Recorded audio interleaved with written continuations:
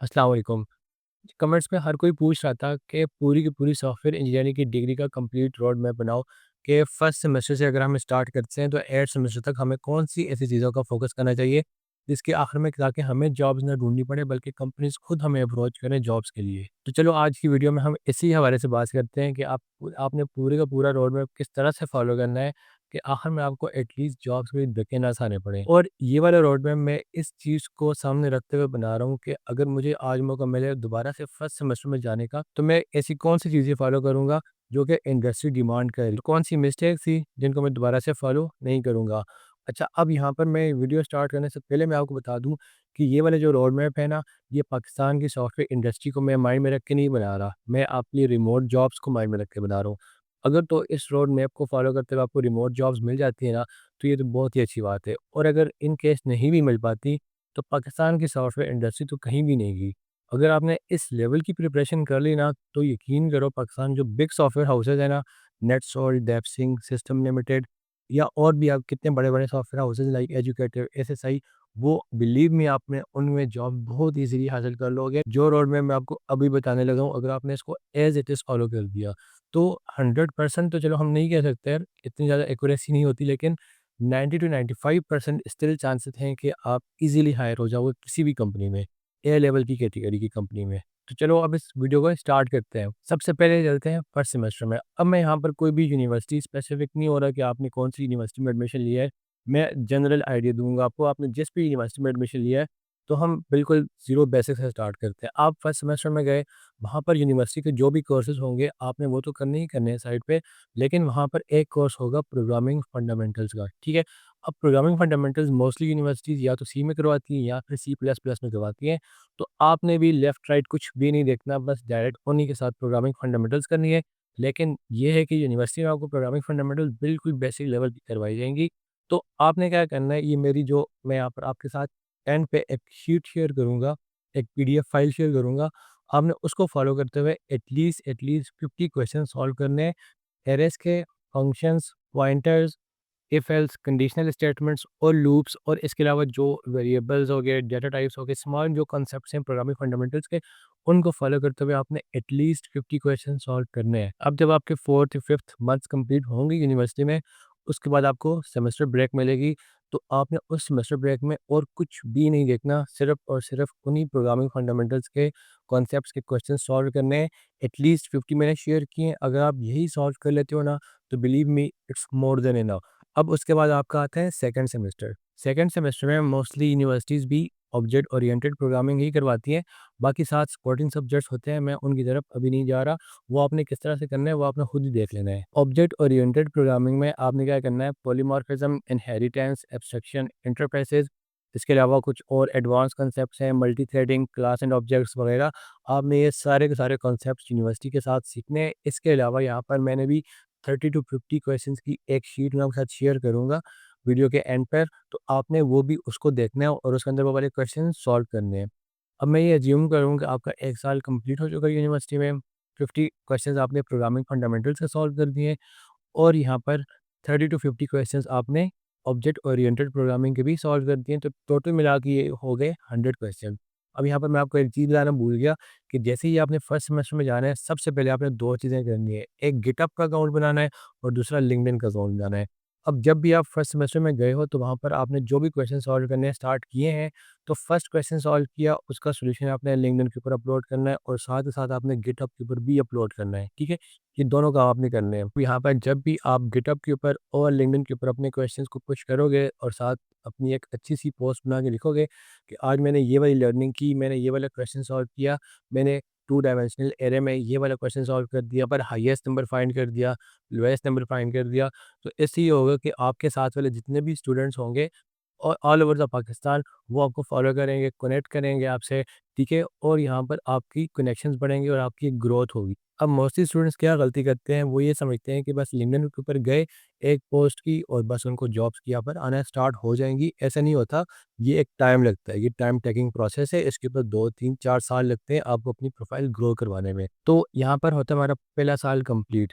मैं दोबारा से इसको रिपीट करता हूँ, फर्स्ट सेमेस्टर में आपने एटलीस्ट 50 क्वेश्चन सॉल्व किए, जो मैंने यहाँ पर आपको पीडीएफ शेयर करूँगा, आपने बेशक उन्हीं को सॉल्व कर देना है, मोर देन एनफ है।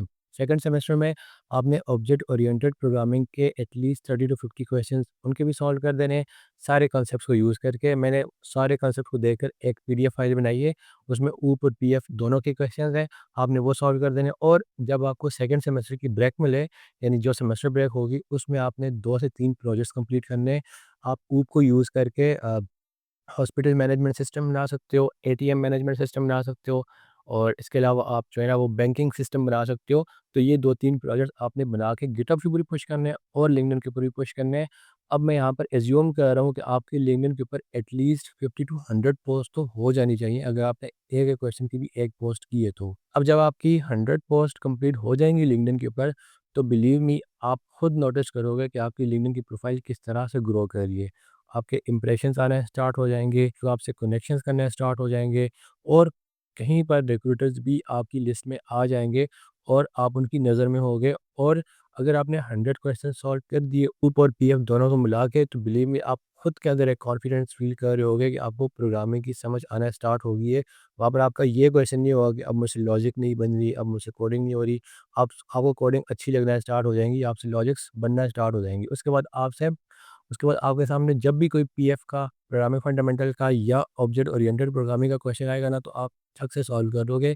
बिलीव मी आप ये करके देखो, ना हो तो फिर कहना। अब उसके बाद हम चलते हैं थर्ड सेमेस्टर की तरफ। अब थर्ड सेमेस्टर में जो मोस्ट इम्पॉर्टेंट कॉन्सेप्ट्स है, वो आते हैं हमारे पास डेटा स्ट्रक्चर्स एंड एल्गोरिदम्स। अब data structures and algorithm university भी साथ-साथ करवा रही होगी, तो आपने क्या करना है, एरे से स्टार्ट लेना है, string, then stack, queue, heap, उसके अलावा आपने ट्रीज़, ग्राफ, हैश मैप्स, और ये सारे के सारे कॉन्सेप्ट्स आपने देखने हैं। इसके ऊपर मैंने 200 क्वेश्चंस की लिस्ट पूरी रेडी की है, वो भी आपसे शेयर करूँगा। आपने मुझे लिंक्डइन के ऊपर मैसेज करना है, ठीक है? इस ग्रुप में डिस्क्रिप्शन में भी मैं आपको लिंक दे दूँगा, और कमेंट्स में भी आपको अपनी लिंक्डइन प्रोफाइल का लिंक दे दूँगा।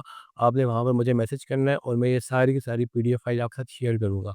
तो 200 क्वेश्चन आपने इन सारे कॉन्सेप्ट्स को यूज़ करके आपने अप्लाई करने हैं। इसके अलावा आपने एल्गोरिदम्स में भी कुछ क्वेश्चन सॉल्व करने हैं, जिस तरह बेलमन फोर्ड एल्गोरिदम है, डाइजेस्टर एल्गोरिदम है, कडेंस एल्गोरिदम है।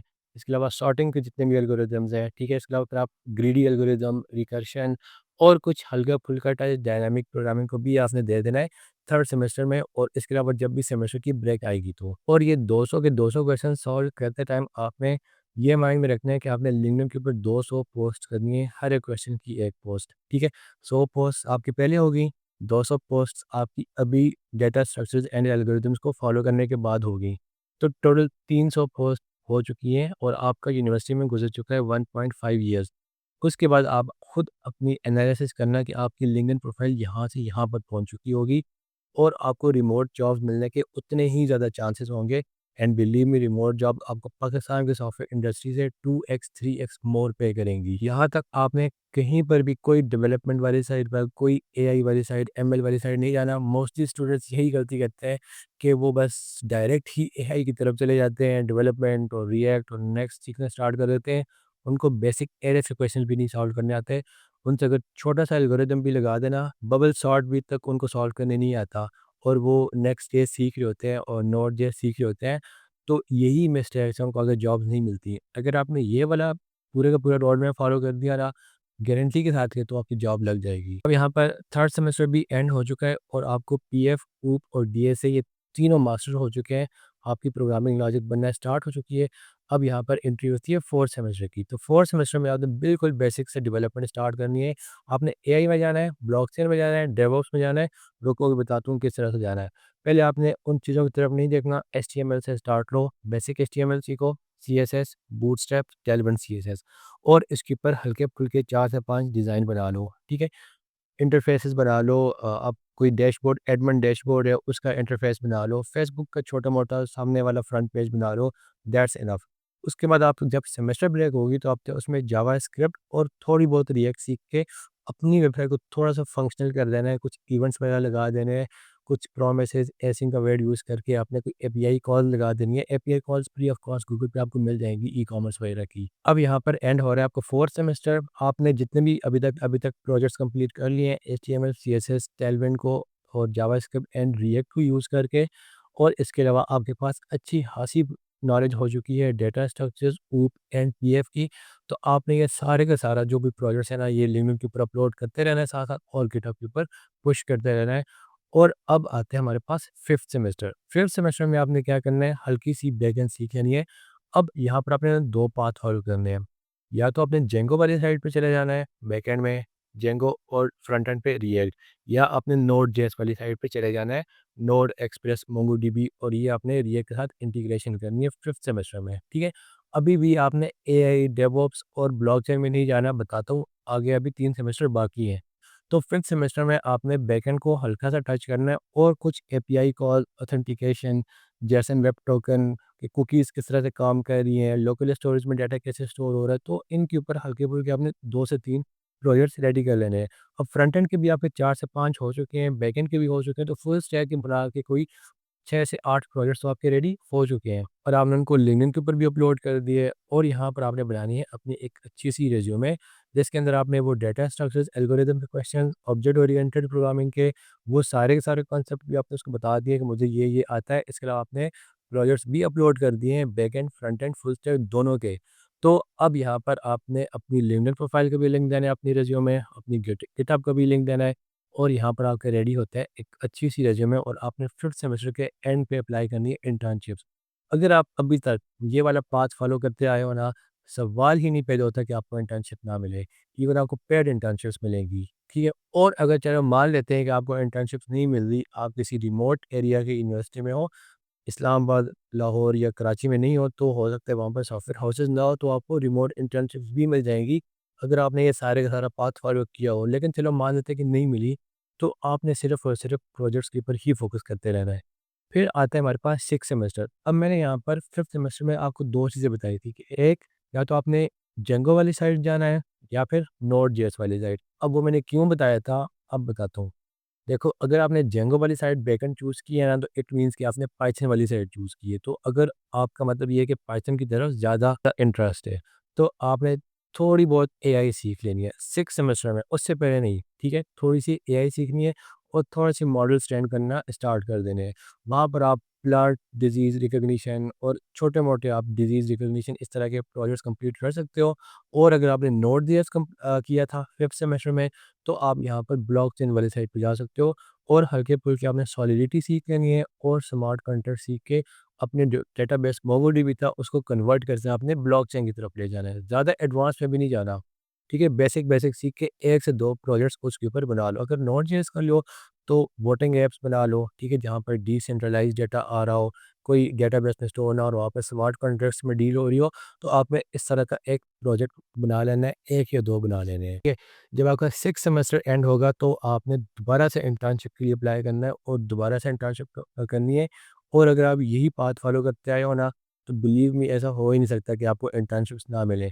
पर्सनली मैं 4th सेमेस्टर से ऑनवर्ड इंटर्नशिप्स करता आया हूँ। 5th सेमेस्टर में मेरी रिमोट जॉब लग गई थी। 6th सेमेस्टर से मुझे पीएमएस से ऑफर आ गई थी, और फिर इसके अलावा कतर बेस्ड कंपनी के साथ मैं काम कर रहा था। तो ये सारे के सारे पाथ मैं फॉलो करता आया हूँ। बिलीव मी, ये सारी चीज़ें मेरे लिए वर्क की हैं, आपके लिए भी करेंगी, कोई डिफरेंस भी नहीं है, सेम टू सेम वही दिमाग है सबके पास। तो आपने सिर्फ़ और सिर्फ़ ये पाथ फॉलो करना है। आपको मैं 100% गारंटी के साथ कह रहा हूँ कि जॉब लगेगी। 100 तो नहीं, चलो 90-95% चांसेस हैं कि आपकी जॉब्स लग जाएँगी। अब जब 6th सेमेस्टर एंड हो रहा है, आपको हल्की-फुल्की ब्लॉकचेन या एआई का भी और लगाओ यहाँ पर, उनका भी नॉलेज हो चुका है। तो 7th सेमेस्टर में आपने उसी टेक्नोलॉजी को यूज़ करके, या तो ब्लॉकचेन को या फिर एआई को चूज़ करके, आपने अपना फाइनल ईयर प्रोजेक्ट चूज़ कर लेना है। बाय द वे, इसके ऊपर मैं एक अलग से वीडियो बनाऊँगा कि फाइनल ईयर प्रोजेक्ट आप किस तरह का चूज़ कर सकते हो, ताकि आपको आगे आने वाली कंपनीज़ में थोड़ा स्टैंड आउट मिले कि आपका जो फाइनल ईयर प्रोजेक्ट था वो बहुत अच्छा था।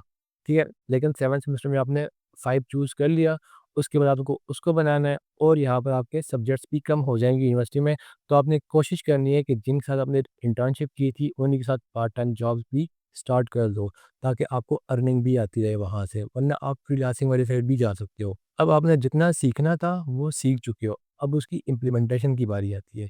तो 7th और 8th में तो सब्जेक्ट्स और भी ज़्यादा कम हो जाते हैं, आप साथ-साथ पार्ट टाइम जॉब भी कंटिन्यू कर सकते हो। मैं भी जॉब कर रहा था, आप लोग भी कर सकते हो, या फिर आप फ्रीलांस प्रोजेक्ट्स कर सकते हो, या फिर आप अपनी कंटेंट क्रिएशन स्टार्ट कर सकते हो, क्योंकि आपके पास अच्छा खासा नॉलेज हो चुका है।